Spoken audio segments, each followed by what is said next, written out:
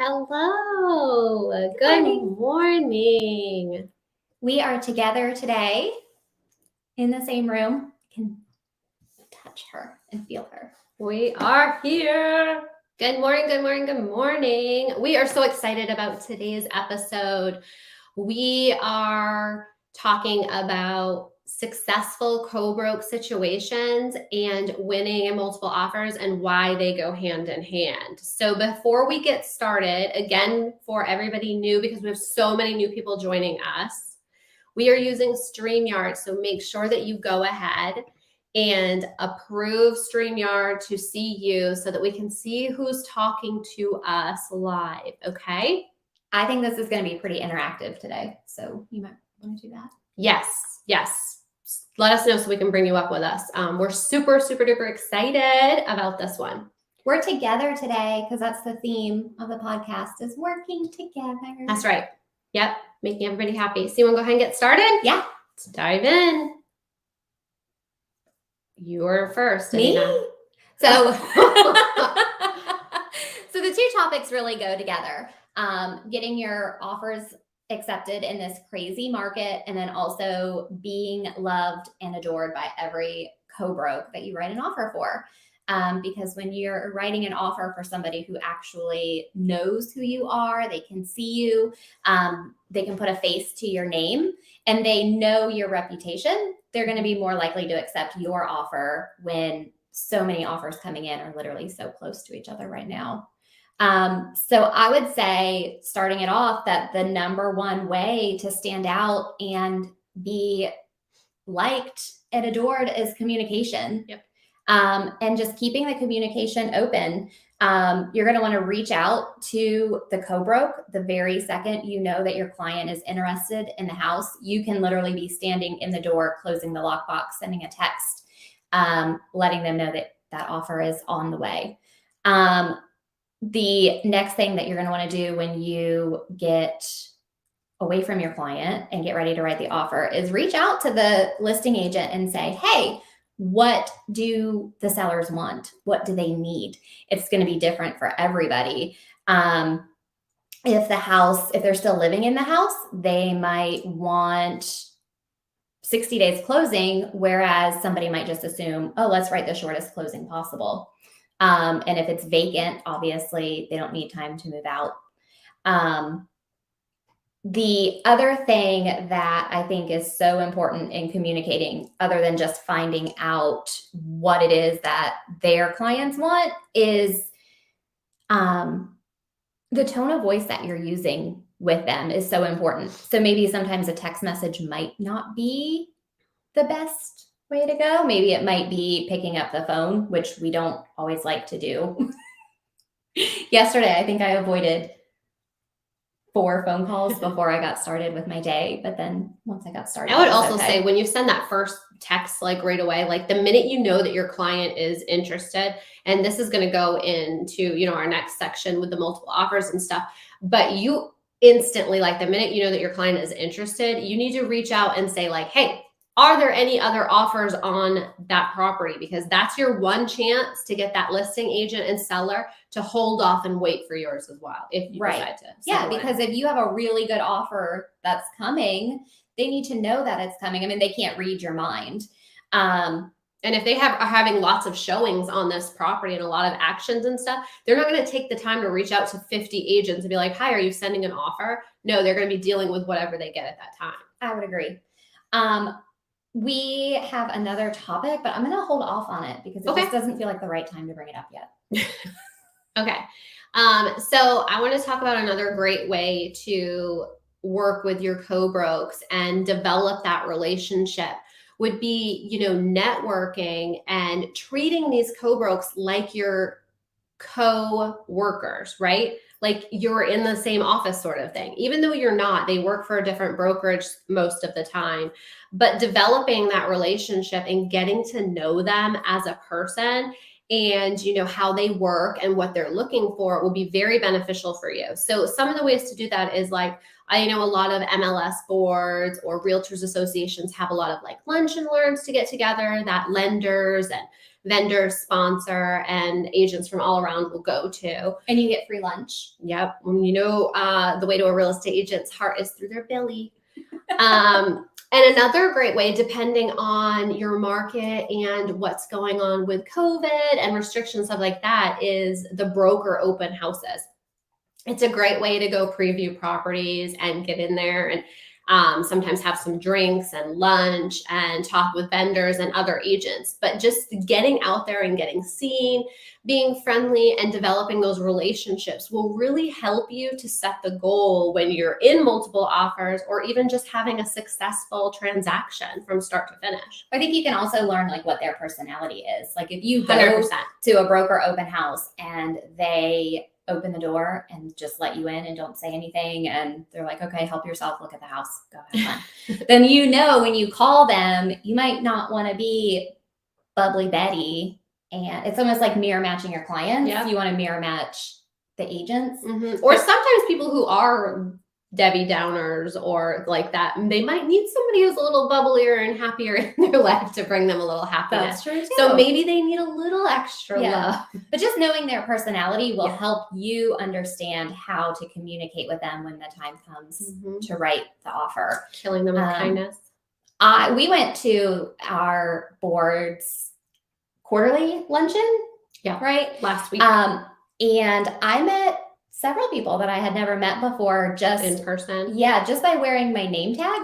And then they knew who I was. And I mean, we've literally been in business. Do you have your name tag? We need to show this. They're so cute. So Michelle, are you here today? Are you on? Because Michelle Abma is the one who started. Actually, I think Sarah started this and then Michelle got them. Yeah. But now anytime the girls wear these name tags because they're so stinking cute, they get so many compliments on them. I think it's funny because it only has our first name. And it's like, we have so much status that we don't even need a last name. Like Cher and Madonna. Yeah. But yeah, I think so fun. Just knowing who your audience is going to help you with those agents. But yeah, what I was saying though is that I have worked with them for 6 years and seen their name in the MLS. You know what else would be really helpful is if your headshot matched your face. Because this is a good one. I like this. Because then when you elaborate?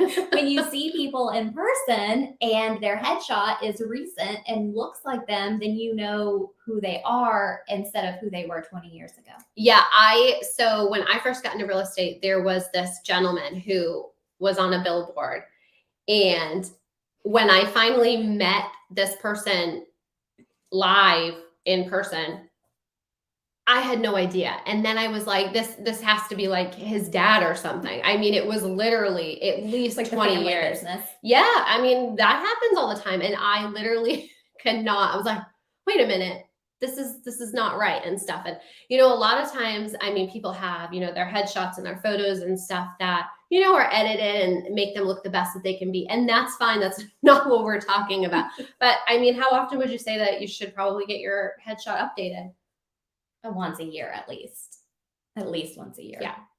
I would say every year, every other year at the very, very minimum, because I mean, like, let people know who you are, what you look like, because also, I mean, this goes for, you're using that on your for sale signs and your business cards. So people out in the real world, you know, looking at your for sale sign and stuff, wouldn't you want them to run into you at Walmart? Maybe not, but wouldn't you want them to run into you and be like, hey, hi, you know, I called you, you know, I want to sell my house, or, you know, whatever. And maybe, you know, if you have a messy butt and yoga pants, you won't get recognized. You'll be fine. But, you know, update that. Let people know who you are. Stop being secret agents and stop hiding behind who you were 20 years ago, because that's not helpful for anyone. Right. Every year, who is this? Let StreamYard see you so we can. That was a little off topic, but I do think it was important. Yeah, it was important. Definitely important. And silly. The other way that I think is so, and this is where I'm going to go over what we skipped a few minutes ago. Set the expectations with your buyers before you write the offer. Let them know what the market is. Let them know what you see, what is acceptable, what's not acceptable, what you can get away with, what you can't get away with. 4 years ago, when we were writing offers, we could ask for an entire due diligence request to be fulfilled, like the entire home inspection. Like, you just pass off the home inspection report and say, here, fix this. Yep. Now, if it's like the house isn't falling down, there's probably 3 to 4 backup offers waiting. So let your buyers know that ahead of time. And then tell your Cobrokes, hey, this is our offer. Or roofs are important. Let your Cobrokes know, hey, I have talked with my client. This is what I've let them know is happening in our market. And they understand that we can't ask for this or we can't ask for that. Now, nobody has a fortune teller ball to know how the transaction is going to go, but you can at least set the tone with your buyer client and then relay that to the other agent. Hey, they understand this is what's going to happen. They understand what the process is. They understood the assignment.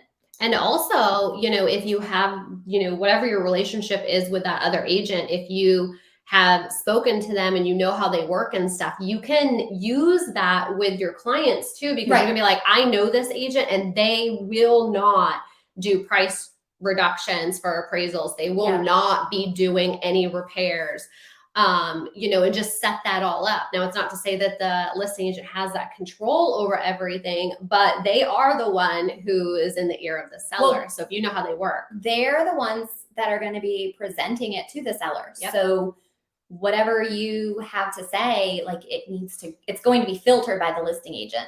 So no matter what you say or how you say it, it all depends on how it's filtered over to the listing agent. So even just saying, like, in my experience with Mr. XYZ, right, in the past, it's been. So that brings me like full circle to something that's really important. And if you don't take anything else out of this podcast today, I hope you take this. But you will. You will take a lot more. Yes. This is important to me, so I want to say it correctly, even though I've talked about it before. When your buyer needs something or wants something, or if you need something or you want something from the listing agent, just say what you want. Do not leave room for interpretation, because they're going to interpret it however they want. And the seller is going to interpret it however it's passed on to them. So you're passive aggressive. Like, if you come at somebody passive aggressively and you're like, you know, I noticed that there's still decorations on the wall. Right? Okay. Are you asking to have them removed? Or what is it that you're asking for? Because be clear. If you don't just ask for something to be done, you might get the mirror is still hanging on the wall. So what I hear as the listing agent is, okay, I'm going to go take the mirror down, but I'm going to leave the holes because we're an hour away from closing.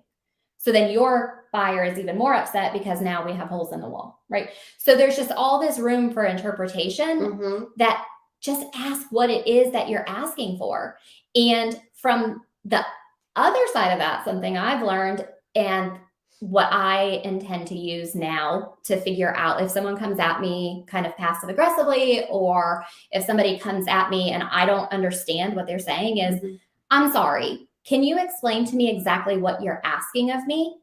Because I'm not saying that to be holier than thou. I'm not saying that because I'm saying it because I want to make sure that I understand what it is.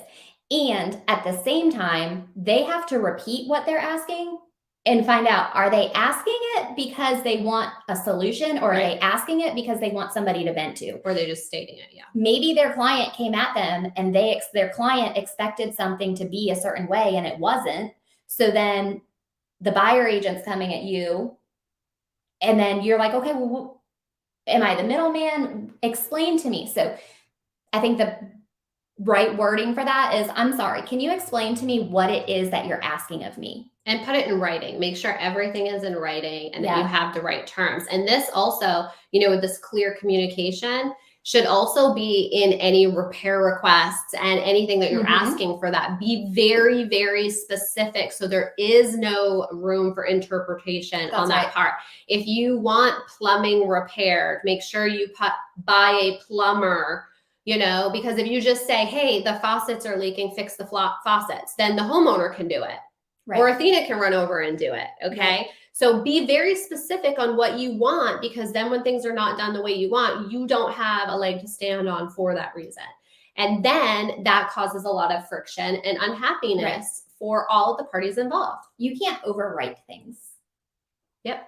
Is that a good way to say it? Exactly. You can be very friendly with the things that you And ask. people will remember that. Like Cobrokes are going to remember, hey, I remember when she wrote this due diligence request, it was reasonable. It was items that, needed to be taken care of. And it was specific. That's right. So people remember the way that you treat them basically in every transaction. So just be honest and do the right thing for your client in every transaction. And that will make communicating with the other side so much easier. Yeah. And if you leave too much room for interpretation, everybody is going to look at it in a different way. Yeah. The sellers are, the listing agent, the buyer's agent, the buyers, they're all going to be expecting something different than what is in plain writing in the communication. So that's right. Definitely. That's a good one. Next one, I think this one is really, really, really big in rounding out an entire transaction. We talked about the communication and all of that looks like, and making sure everybody's on the same page with expectations and stuff. But this is the one that really will make everybody come full circle and lead into other transactions down the road.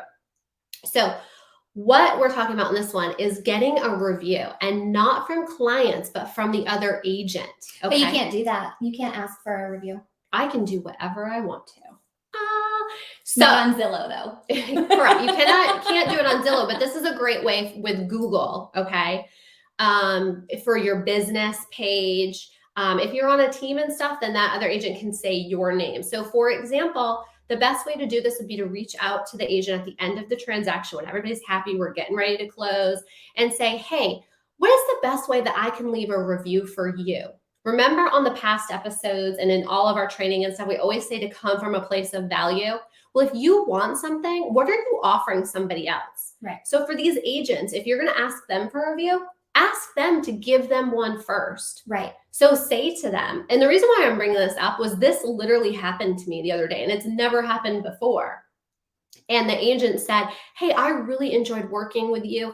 Is there a way that I can leave you a review? And I was like, oh my gosh, yes, there sure is. And that was literally like the whole topic of our office for a week straight. Boom. Yeah. And we've been working really heavy on getting reviews from our clients and everything. But this was like, duh, why didn't we ever think about this? Right.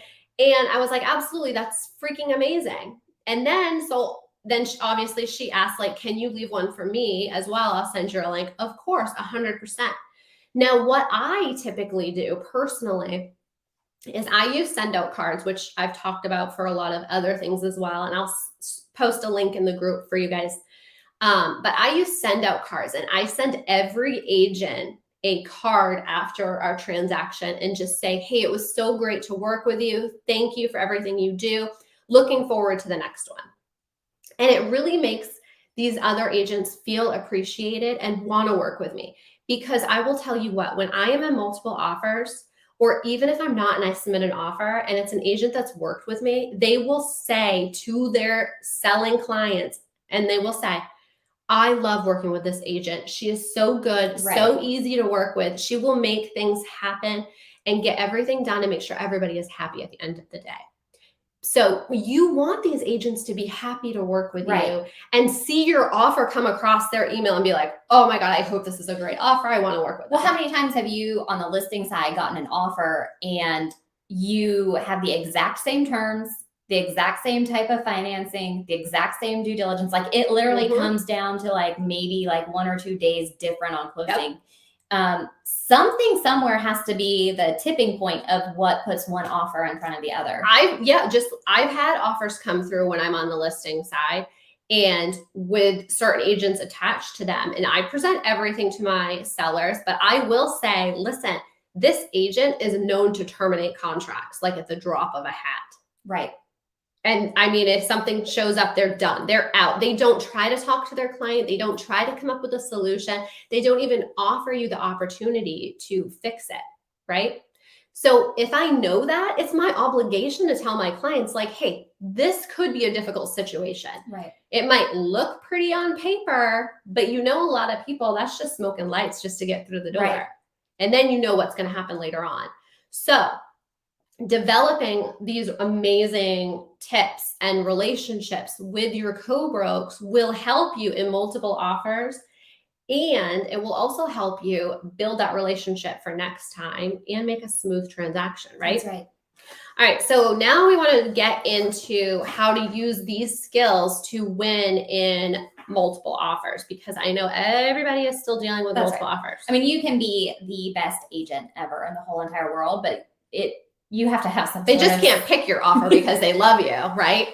But you have to have some sort of skill, right? Like you need to know what you are. And these are great ways when you are talking. We're also in a time right now where we weren't competing for buyers as much as we are now.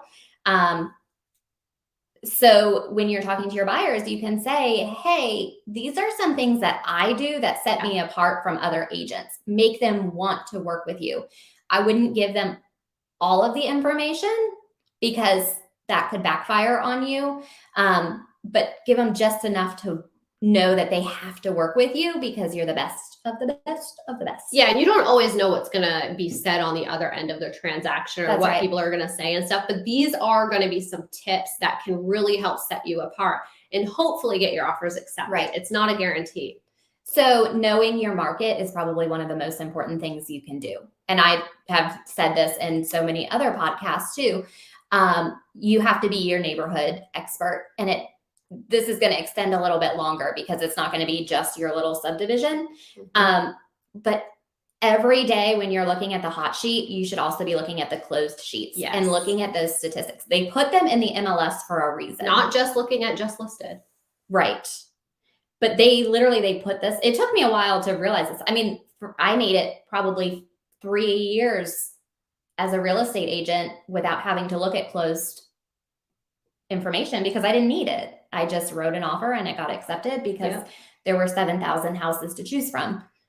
But that's not the case anymore. Yeah. So when we're being competitive, we have to know the market, know what the list to sale price is, know what the financing was, know how much over these people went. Did they, look and see what the list price was and what it closed for. Now, there's a little bit of a gap there because you don't know what they offered and what they settled on. Right. Things can happen in the middle. But you can go down in most, I guess it's probably different in all MLSs, but our MLS specifically lets us look at concessions. So we can see how much was given in closing costs or repairs. And as the listing agent, you can go in and be as specific as possible because you're helping your other agents, you're helping the appraisers. The more information you provide just makes you a better person. So this person, I can't see because they didn't approve StreamYard yet, but they said, I always try to include in my offer email something that says we will both be working towards the same goal, which is a smooth, successful transaction. I look forward to working with you. Yeah, I always do that too. And I think Athena does as well. Like we automatically put in our email that we're looking forward to working with you. We already assume our offer has been accepted. It's Michelle. Hi, Michelle. Click the button. Yeah, we always we have an actual, which is not in our discussion at all today, but I think that we should throw it up in here. With the elite team and everything, we teach everybody to submit a cover sheet, and it has tons of stuff in there. We're not going to get into it all and stuff today. But you basically plant the seed that your offer's already been accepted. Yep. And what happens next? The way you talk to them is just hey, you've received this offer and you're going to accept it. Yeah. And you're going to pend it. And this is how you pend it. This is what you're doing. Just go for it. It's literally no different than when you're working with your clients. Yeah. You're planting the seed. You're going to work with me. If you're on a listing appointment, you're planting the seed the whole time. When we list. You will accept our offer. We should sit together more often. It's so probably way worse. But I also want to say, with the know your market and stuff, it is a game. And if anybody says it's anything differently, it's not, because the market is only as good as the information that you have. So sometimes it may be beneficial to either call the listing agent or the buyer's agent for that closed property and say hey, how much did you offer on this? Okay. Because what you're not seeing, what Athena was saying, is the fact that they could have offered $50,000 above list price, but then had appraisal issues and repair issues. So they renegotiated and lowered the price down. It would almost be really awesome if in the MLS it said here's what our contract price was, and then this is what we ended. It'd be nice to have that middle ground. It would be. It's also a good idea to call if you're unsure of what to offer on something, because appraisals are so out there. Yeah. Reach out to the people with pending contracts and be hey, has this, I would do it if I was listing a house. So why wouldn't I do it if I was representing a buyer? Yep. Hey, I see that this is getting ready to close out. Can you tell me what it's getting ready? Can you tell me if it's met appraisal? Basically, they can't give you all of the details, but they can tell you if it's met appraisal. Is it closing close to appraised value? Right. Is it closing close to list price? And then you take that information back to the listing agent and they're oh shit, she knows her stuff. She knows what she's talking about. This is good. Nobody wants to work with somebody who is clueless on the market. And it's never, the ethics violation of anything to ask these questions. It may be for the listing agent to share some of that information, but it's not on you. You can ask. And what they're willing to tell you, you can use. Right. Okay, moving forward. But, talking about, the knowing of the market and stuff, I really think is super important, like Athena was saying, because knowing how much people are going over, because only one person got that house accepted that you were looking at that's closed, right? So how many people are writing offers? 5 to 10 more people are probably still competing with you on the next home. Right. So you need to see how much these houses are closing for so that you can educate your buyer and say, hey, listen, most people are going $10,000 to $20,000 above list price. Because I'll tell you what, when you tell your buyers that you're in multiple offers, so scary hearing it out loud. They think that they want to go 5,000. Everybody wants to go 5,000 above list price. Well, guess what? If everybody's going 5,000 above list price, who's going to win the multiple offers? That just sounds so scary, and hearing it in real life. It sounds scary, but the thing that you need to tell your buyers is that it's pennies on the dollars for when it comes to thousands of dollars. Yeah. So that also puts us into the next one of highest and best offer. So when the listing agent has told you that highest and best is due Sunday at 1 p.m., right? What does that actually mean? It could mean a lot of things, because people come in and they bring offers that are you just can't compete with it. And they're listen, this is my offer and I need an acceptance. We all talk about, I just jumped right in. That's okay. Go. We all talk about how the seller holds the cards right now, but that's not always true. If I bring you a cash offer that has no contingencies whatsoever, and I say I'm going to walk away in 24 hours if you don't accept my offer. Especially if the seller is nervous about anything. Right. Maybe they're trying to buy another house. They don't want to sit around and wait for any maybe could be's or anything like that. Yeah. They get an offer and it's a good one. They're this is better than we even thought. Take it. I don't want to risk it. So that does happen. I guess just don't ever assume that because it's in the MLS that you can just go by that. Call the agent and ask them. Yes.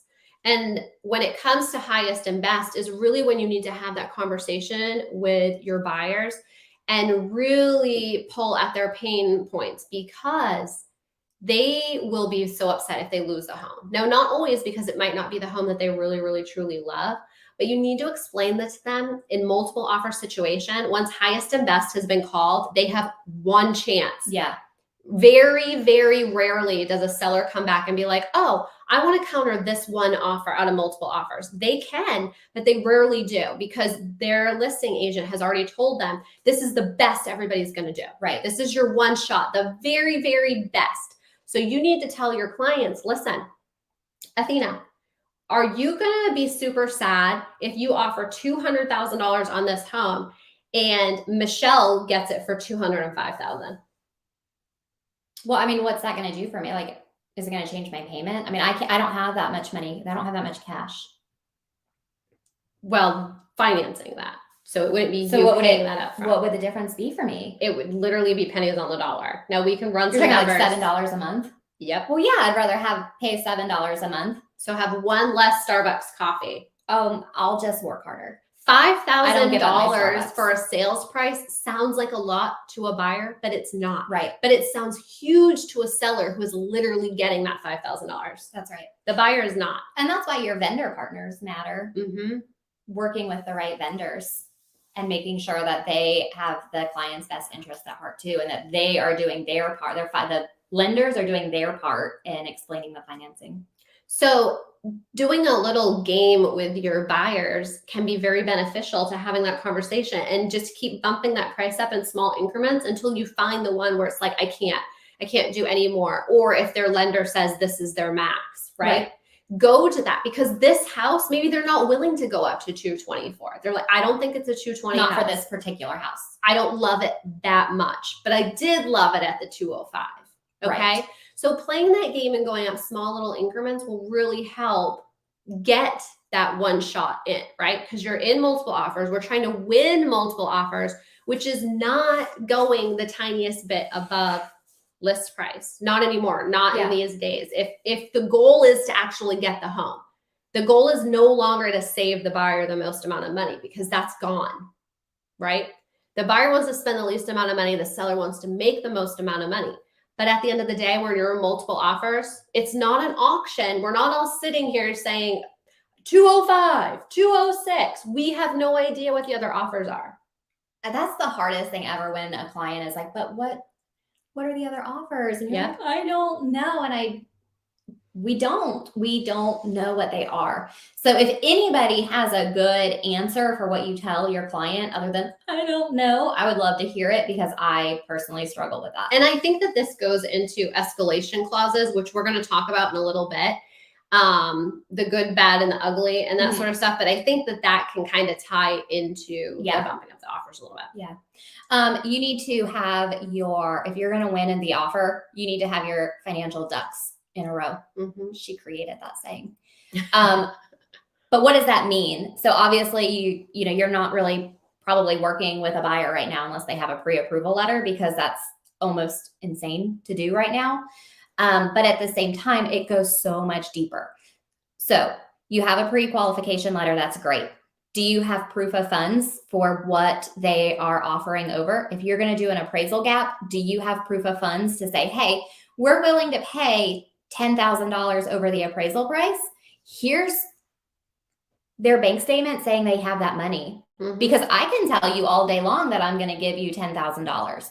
But if I don't have something to back it up, who cares, And I think a lot of listing agents miss that, because the buyer's agent in their head is like, oh yeah, it's going to appraise. I don't have any problems whatsoever. Mm-hmm. Then you get low and slow appraisers, and you don't have a leg to stand on, because you just gave them this promise that you were going to give them $10,000, but didn't find out if the buyer actually had it.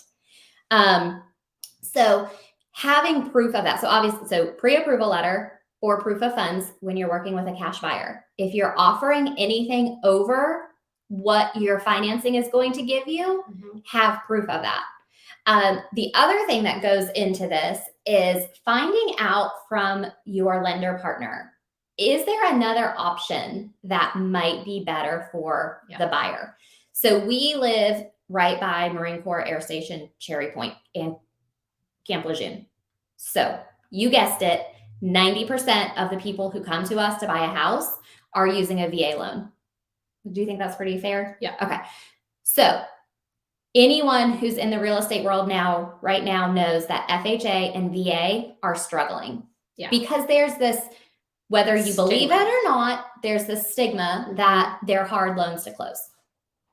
We know the difference. We know how to combat that, which will be a whole nother podcast, which I can already feel the wheels turning on that. Yeah. But passion. Don't turn my VA buyer down. They're good, and I'm good at my job, and I know how to make it happen. They're fighting for our country. You give them your damn house right now. But seriously, they fought for us. I'm gonna fight for them. That's right. Okay. So anyway, my point to that was, though, talk to your lender and find out if that's really the right type of loan. Because yes, they have the right to use the VA loan and they earned it. But if they just sold their house in California and they're sitting on a big chunk of cash, is it right? Because they could very much be saving money by putting a down payment and not having extra fees that go along with it. Yeah, right? Because, with some of those other, and not just the VA, but, FHA and stuff, whenever you have these funding fees and origination fees and all this other stuff that's going into it, sometimes it costs the buyer a lot more money in their monthly payment. But they're financing it so they don't see it. Correct. That's they're the seeing difference. it every month. So when you're educating your clients and they understand what the type of loans are and why to use them. I mean, I've had plenty of veterans that have decided to go conventional because at the end of the day, it just makes more sense. And working, with a vendor partner, such as, your preferred local lender who offers multiple types of loans and stuff. Some of these VA lenders and stuff, that's all they do is specialize in VA loans. So they're not going to talk to them and be like, hey, you know what? Maybe a conventional loan will work better for you because you have $30,000 you're wanting to put down. That's right. So you do what you got to do to get that offer accepted. I have something to say. Okay. It's really important. If you want other agents to love you and accept your offers, don't change your financing afterwards unless you absolutely have to. We all know that things. So you shouldn't pretend you're going to do this financing and then do bait and switch. Correct. If something happens, which has happened to all of us, things change. Yes. Lenders find out that things have to be a certain way. They're trying to save the transaction. We can save it by going FHA. Or it might work That's better. okay. It's okay, but don't bait and switch. That's the best way to say it. Well, you know what? And then that will go with having that great Cobroke relationship too, because if that listing agent sees that you do that kind of crap, they're not going to be liking that on the next one. And that also, what goes with? It goes with the fact of some people going so astronomically high above the list price and telling their buyers it will never appraise. Don't worry, you won't have to pay that much. Yeah. That's also another type of bait and switch. Okay. Because if you do not have the money to back that up, the seller can back out and be like, no, this is the contract price. I do not have to lower just the because price. you sign an FHA VA addendum doesn't mean that the seller has to follow through. No, it protects the buyer and says the buyer can back out. That's right. Okay. The seller does not have to back out, but the seller can not. They do not have to go through with the contract if the buyer wants to lower the price. Right. Okay. So that's good. That's real good. A lot of bait and switch going on. Don't be that person though, because it will come back to haunt you. Okay. So a little while ago, we talked about, calling the listing agent and talking to them and finding out what is most important to the seller. Okay. So one of the things about what's most important to the seller is their time frame for closing, right? Is it a vacant home and that seller wants to close it and get their money right now? Or does the seller need to stay in that home a little bit because their new construction home isn't ready? Or their orders for their PCS move don't happen for 2 weeks after the closing. Or are they using a 1031 exchange? You had that recently and you didn't know it. And then it came up at the end. They needed time to move the funds around. So things just aren't always what they appear, I guess would be the. Yeah, don't pretend to know. The standard used to be 30 to 45 days for Mhm. closing and stuff, but that's not always the case right now. And you don't want to lose your offer being presented in multiple offers because the other agent called, the listing agent, and found out that the seller would like to rent back the home. Well, guess what? Athena just called. They told her that the seller needs to rent back the home. And Athena says, you know what? I see that check. I'm going to one up it. I'm going to give them seller rent back for free. Yeah, we're not going to charge them. I don't know that. So I just write 30 days and the seller looks, oh, no. We can't be out in 30 days. But your offer was $5,000 more than mine. Well, you know what? For $5,000, I need to stay in the home. So Right. I'm going to take her offer. Don't assume you know what's important to the seller. It's not always money at Right. the end of the day. Okay. It could be that they need to stay in the home until their kids get out of school. I think it's really sad that the market in general has really like made it seem like sellers just want the most amount of money. Yeah. And I hate that that's what buyers feel right now, because that's not really the case. There are really good people out there selling Yeah. a home for really good reasons. Not everybody is an investor. Yeah. And you just never Side note, know that's all. what that seller is planning to do, what their life looks like after selling the home. Like, do they have movers? Can they not get movers? Do they need that extra time? So just taking that time to ask and find out will really be beneficial to you. I think a good way to do that is just literally saying, hey, why? We used to ask, like, why are they selling the home? And some people are like, well, why does it matter? It's for sale. It matters because it helps us understand what their motivation is. It would almost be beneficial to have some sort of checklist before you write an offer. I like that. I just wrote it down. Write it down. So you know what? Maybe have these things that you need to ask the listing Mhm. agent. Hey, what is most important to your buyer for a closing date? What is their motivation for moving? This sort of thing. And you can also use that to pick up little things too. Like, what is their motivation for moving? Oh, they have a new job. Oh, they just got married and they want to go with their husband who's in Ohio. I don't know why I always use Ohio. Why do you use I have Ohio? no idea. I've never been. But what Really? if We're going on a road trip. comment below if anybody's from Ohio. Cleveland rocks. But if Drew Carey's from Ohio. He lives in California though. But if you do that, you have that checklist to go ahead. You like how I can just roll right back into what we need to talk about, keeping people on track. But if you do that, then maybe it will help keep you in what you need to ask the seller and stuff. We do have a couple more things that would be great to be on the checklist.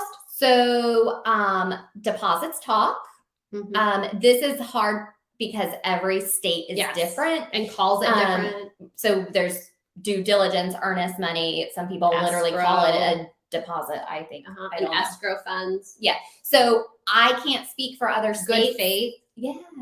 I like that. That's nice. So many. I'm good faith. I'm gonna buy your house. Basically, the deposit talking means what can you give to the seller? So in our instance, in North Carolina, it's due diligence, because due diligence is non-refundable for any reason. That's the amount that you give them to take the home off to the seller, to take the home off the market while you do your due diligence on the house. Mm-hmm.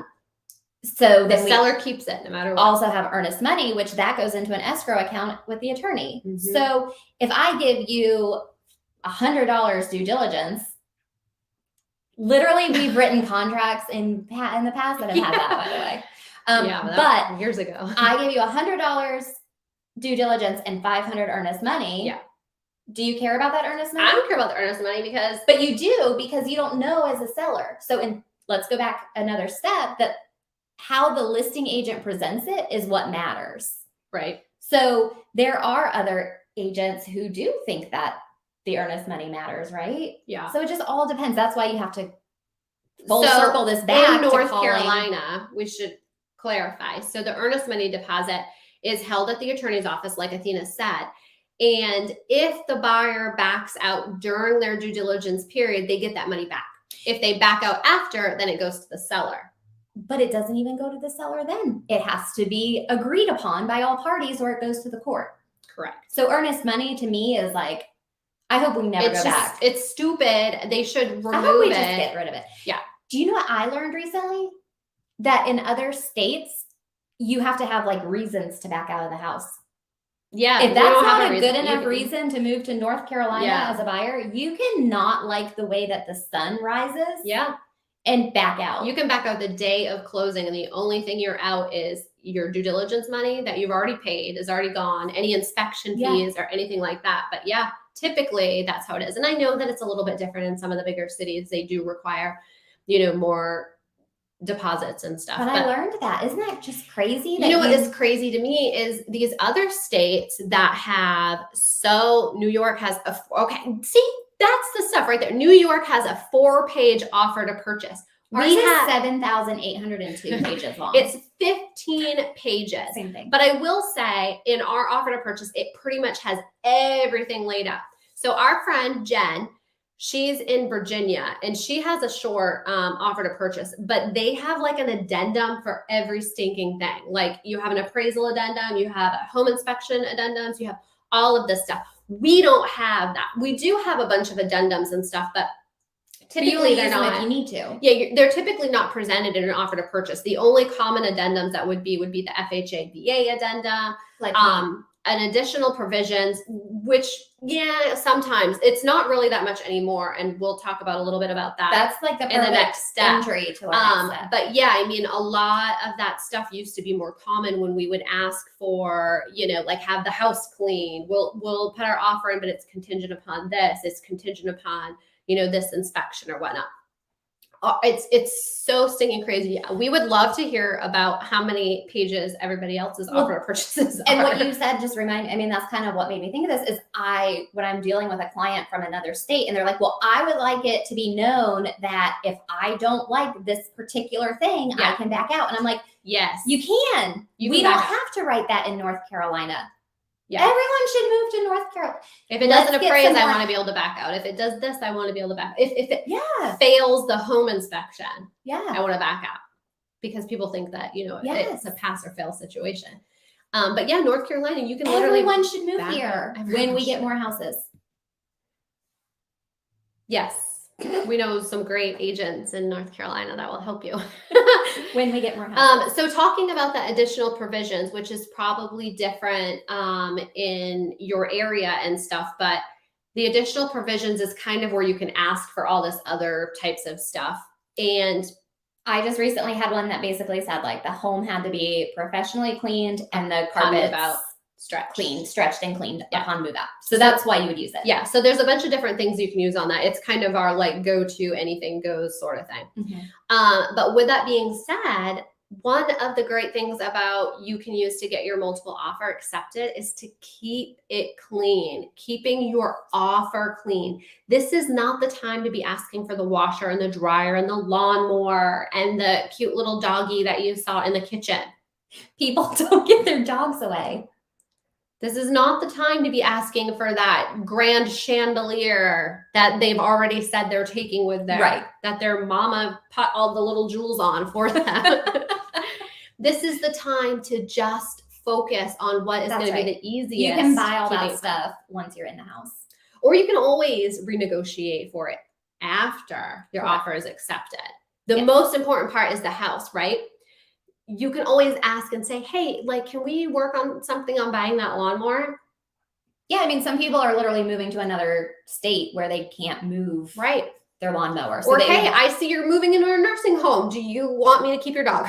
People don't sell their dogs. They might be looking for a good home for it. Then I will adopt the dog. See, I was thinking of you this entire time. But yeah, when you're getting that offer over, just make it as clean as possible because most likely the listing agent's using some sort of spreadsheet, and the less they have to put on that spreadsheet, the better. Yeah. And you can always it used to be like buyers would walk in there and they'd be like, oh, well, I need them to fix this wall over here. I need them to look at this. I want somebody to look at this. From the very beginning. And you're going to be like, listen, Linda, no. That's not going to happen. Don't take my paper away. But what you can do though, is you can tell them like, hey, you can get a home warranty. Yeah. Right? Buy yourself a home warranty. Or you know what? Be a really great agent and buy them a home warranty for their closing gift. don't ask for all the extra stuff right now and right up front, because when they're looking at these offers, sometimes they get really stressed out and the sellers are like, I don't understand all of this. Let's just go with the plain Jane one. Like, I know what I'm getting. I know what I'm in for. Yeah. And I also know that they're not already asking me for a million things up front. Yeah, if you start that from the very, that's again, setting the expectation up front. If you go in asking for all of this stuff from the beginning, I know you're going to ask for stuff on the home inspection. Yeah. I'm still like, so. What's the craziest thing someone's asked for? Can you think of anything? I'll have to think about it. I will too. I can think of some stuff, but I can't like be specific. Does that make sense? Like, I know I've gotten some crazy stuff. Yeah. I mean, I had one that recently, you know, I mean, we did end up selling it for $15,000 above, but we were originally had multiple offers, and one of the buyers, who was cash, came in below list price, asked for the grill, the lawnmower, the washer, the dryer. They asked for all of this stuff in multiple offers and offered under list price. So that was kind of like a WTF moment. And then, you know, we regrouped, we all came together and worked out and stuff. But at the beginning, it was kind of like, no. Right. It wasn't a clean offer. Right. The next thing we're going to talk about, we're going to take out, because we were like, oh, let's not talk about that because it's not even relevant anymore. And then we decided we were going to leave it in because we want you to realize how quickly the market is moving and shifting and shaking. Well, and it might be relevant in your area too. Yeah, it could be. In our area, it's not. We were for a while using an escalation clause.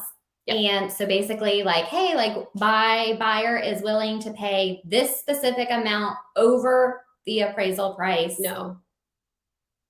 Over over anybody else's offer. Correct. I'm thinking of the appraisal. Just thinking, yeah. So my buyer is willing to pay this amount over. See, and this is why I think people were like, let's get rid of this. Thing, yeah. Most boards have said like, no, like don't do that. Most attorneys have said, no, don't do that because it's ugly. Well, the main reason why the Regional Realtors Association said no go was, well, no, not the Realtors Association, the North Carolina Real Estate Commission. They advised against it because the way that people were asking and presenting the escalation clause was they were wanting to see the highest offer. Right. And you cannot disclose that information without that buyer's information. And Jane Doe over here is not going to say, yeah, sure, go ahead, share my offer. Yeah, I don't want to win the house.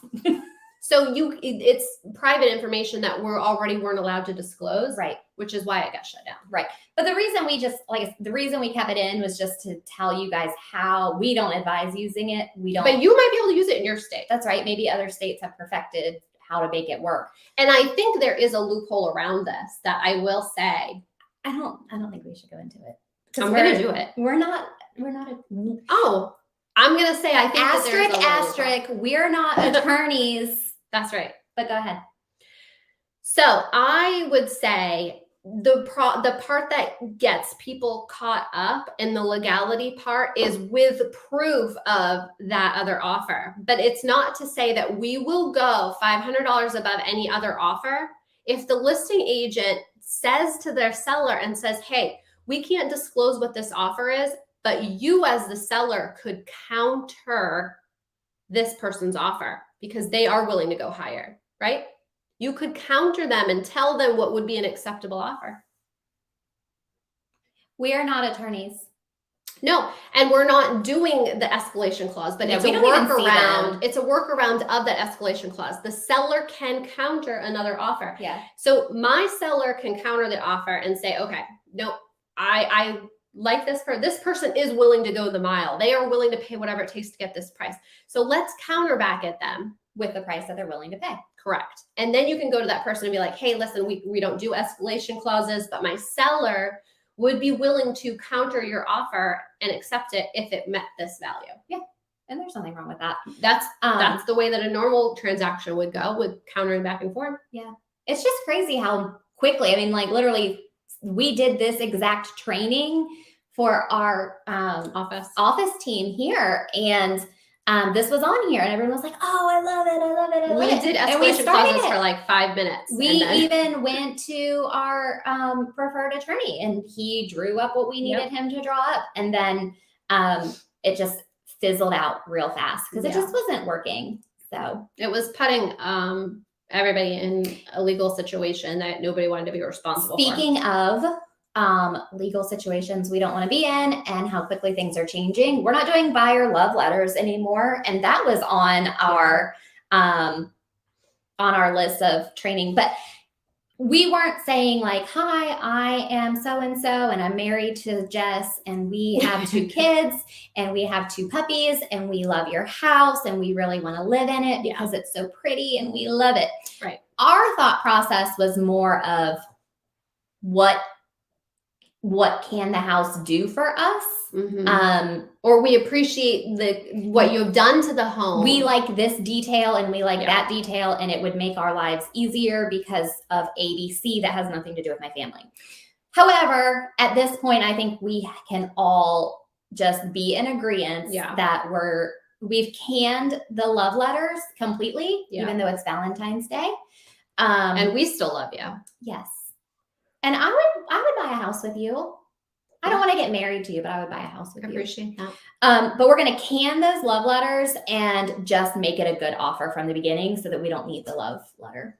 That's right. And you know what? That time when you're sending that email, like Michelle was saying earlier about, we're willing to work hard for you. We're look forward to working with you and stuff. That's your little love note right there. Yeah. Okay.